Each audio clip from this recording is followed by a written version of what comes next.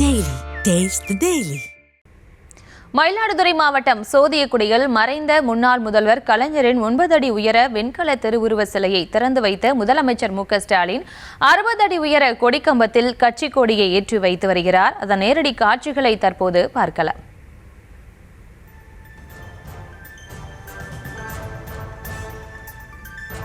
இது தொடர்பான மேலும் விவரங்களோடு இணைகிறார் நமது செய்தியாளர் செல்லப்பா. வணக்கம். மேலும் விவரம். வணக்கம் பிரியங்கா. மயிலாடுதுறை மாவட்டத்தில் இன்றும் நாளை 2 நாட்கள் தமிழக முதல்வர் மு.க.ஸ்டாலின் அவர்கள் சுற்றுப்பயணமாக வருகை தந்துள்ளார்.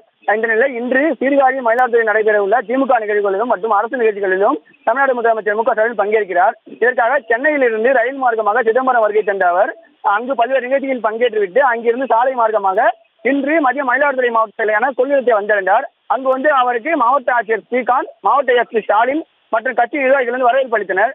தொடர்ந்து கொள்ளிடம் புறவழி சாலையாக வந்தவர் புறவழி சாலை அருகே சேத்தியாகுடி கிராமத்தில் அமைக்கப்பட்ட முன்னாள் முதல்வர் மு கருணாநிதியின் 9 அடி உயரமுள்ள வெண்கல திருவுருவ சிலையை திறந்து வைத்தும் அதன் அருகே இருந்து 60 அடி உயரத்தில் அமைக்கப்பட்டிருந்த கட்சி கொடிகம்பத்தில் கட்சி கொடியை ஏற்றியும் வைத்தார்.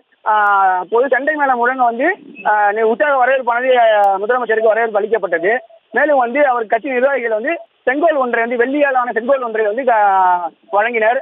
இந்த நிகழ்வில் எம்ஆர்கே பன்னீர்செல்வம், KN நேரு, மெய்யநாதன் உள்ளிட்ட அமைச்சர்கள் மற்றும் கட்சி நிர்வாகிகள் தொண்டர்களும் ஏராளமாக இருந்தனர். அது மட்டுமல்லாமல் பொதுமக்களிடம் கோரிக்கை மனுக்களை தமிழக முதல்வர் மு.க.ஸ்டாலின் அவர்கள் பெற்றுக்கொண்டு கோரிக்கைகளை நிவர்த்தி செய்வதாகவும் கூறிவிட்டு அங்கிருந்து புறப்பட்டு சென்றார்.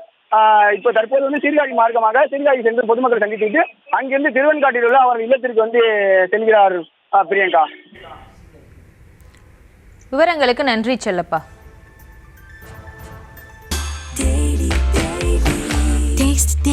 Taste the Daily.